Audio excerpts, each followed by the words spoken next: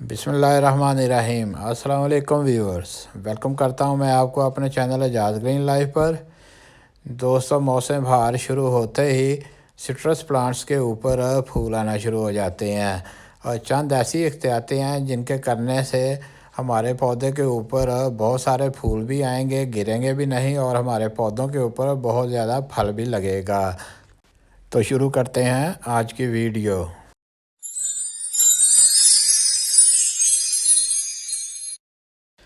दोस्तों, अगर आपने भी कोई अपने गार्डन में सिट्रस प्लांट लगाया हुआ है तो यकीनन उसके ऊपर फूल आना शुरू हो चुके होंगे।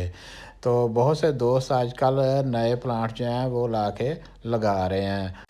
पौधा लगाने के साथ ही वो इसको खाद देना शुरू कर देते हैं और चंद दिनों के बाद पौधा जो है मुरझाना शुरू हो जाता है। तो दोस्तों, पहली एहतियात आपने ये करनी है, जैसे ही आप पौधा नर्सरी से ख़रीद कर लाएं तो आपने उसको लगाते वक्त कोई फर्टिलाइज़र नहीं देनी।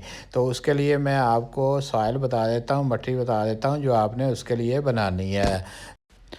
आपने 60% जो है आम गार्डन सॉइल ले लेनी है, जो आम खेत की मिट्टी होती है, और उसमें आपने 20% जो है गोबर की खाद शामिल करनी है।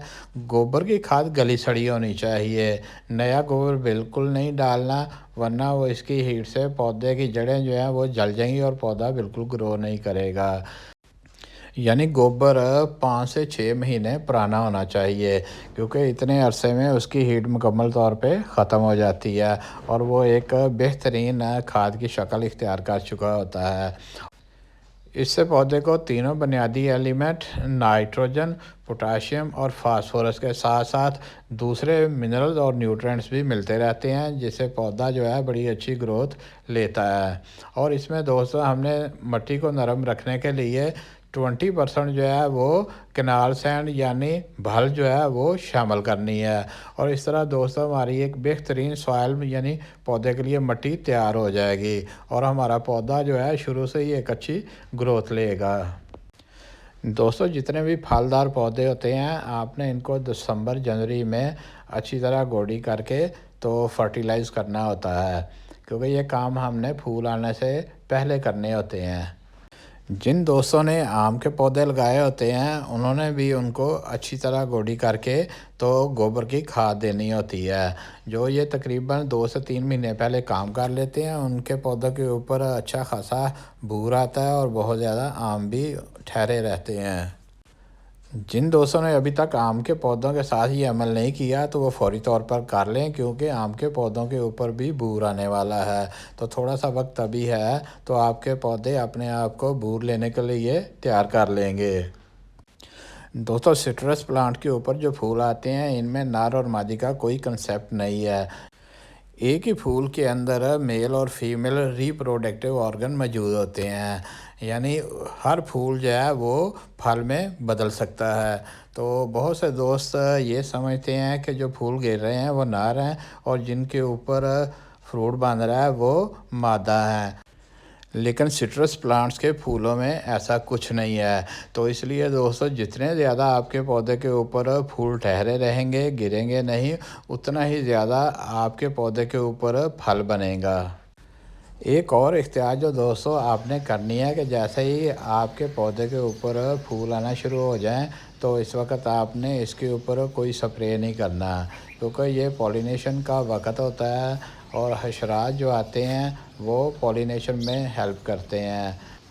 अगर फूल खिलने के बाद आप इन पौधों के ऊपर स्प्रे करेंगे तो जितने भी हशरात इन पौधे के फूलों की तरफ अट्रैक्ट होके आएंगे वो मरना शुरू हो जाएंगे, जिसकी वजह से पॉलिनेशन ना होने के बराबर हो जाएगी और सारे के सारे फूल गिर सकते हैं और नया फ्रूट भी नहीं बनेगा।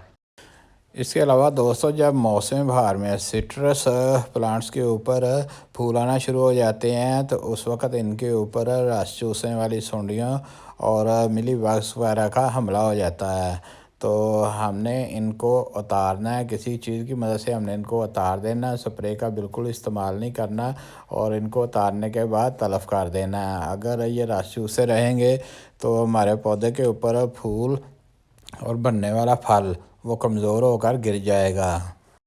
दोस्तों अब बात कर लेते हैं सिट्रस प्लांट्स के ग्रुप में कौन कौन से पौधे शामिल हैं।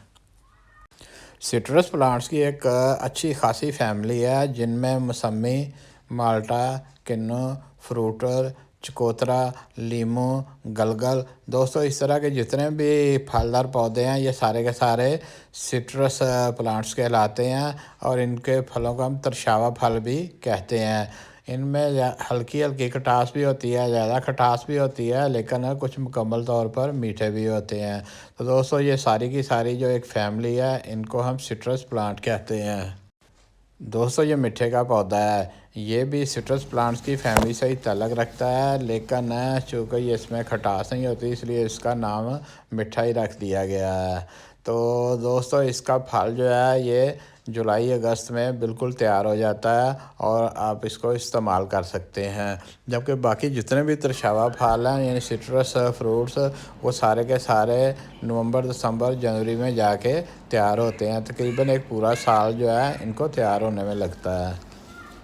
ये मिट्टी का प्लांट सेहन में लगा हुआ है और इसके ऊपर फ्रूट जो है वो भी आना शुरू हो चुका है और ये दो छोटे बिल्ली के बच्चे तो ये भी इसके ऊपर चढ़ने की कोशिश करते हैं, लेकिन नीचे झाड़ियाँ रखी हुई हैं ताकि ये इनके ऊपर चढ़कर इनको ख़राब ना कर सकें। सिट्रस प्लांट ऐसी सॉइल को पसंद करते हैं जिसकी पीएच 5 से 6.5 के दरमियान होती है और ये तकरीबन न्यूट्रल के करीब होती है। इस पोजीशन पे एसिडिटी बहुत ही कम होती है।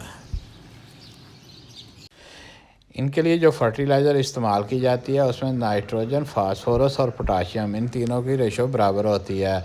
तो इसके लिए दोस्तों आप 10:10:10 वाली फर्टिलाइज़र आप इस्तेमाल करें या फिर 8:8:8 ये फर्टिलाइज़र आप इस्तेमाल कर सकते हैं। उम्मीद है दोस्तों मेरी आज की वीडियो आपको पसंद आएगी। इसको लाइक और सब्सक्राइब कर लें और साथ ही बेल आइकॉन को भी प्रेस कर लें ताकि मेरी आने वाली वीडियो का नोटिफिकेशन आपको फौरी तौर पर मिल सके। मिलेंगे नेक्स्ट वीडियो में। ओके, अल्लाह हाफिज़।